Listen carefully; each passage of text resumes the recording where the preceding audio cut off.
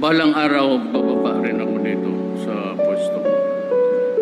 Balang araw, mamamatay ako. Makakalimutan rin ako ninyo.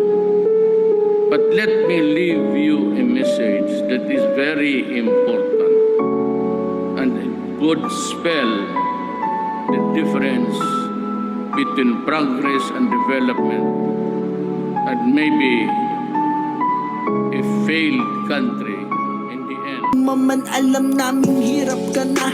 Mahal naming Pangulo sa 2 taong pandemic. Kailanman di ka sumuko.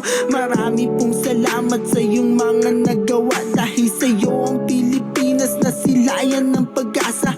Kung pwede nga lang sana na ikaw na lang ulit. Ikaw na lang sana at wala nang pwedeng pumalit. Kaso hindi po pwede yun kasi ikaw na din nagsabi na baguhin ang Pinas ay malabo pang mangyari. Ngunit di mo lang alam, marami kang nabago. Di lang ang sariling bayan, pati aming pagkatao. Binago mo ang pananaw sa'yo ng karamihan. Dahil sa mabagsik mong anyo ay aming nasilayan. Ang sang-ama na matigas ngunit hindi ang puso.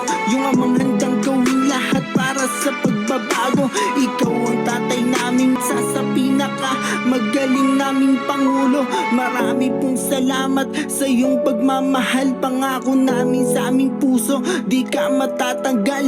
Marami pong salamat sa iyong pagmamahal. Pangako namin sa aming puso, di ka matatanggal.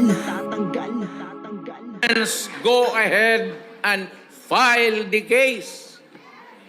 Wala akong problema. I can rot in prison for my country. Yan ang magiging. I am not a Filipino for nothing. Baski ganito lang kami kapobre, puta, wag do not fuck with our dignity.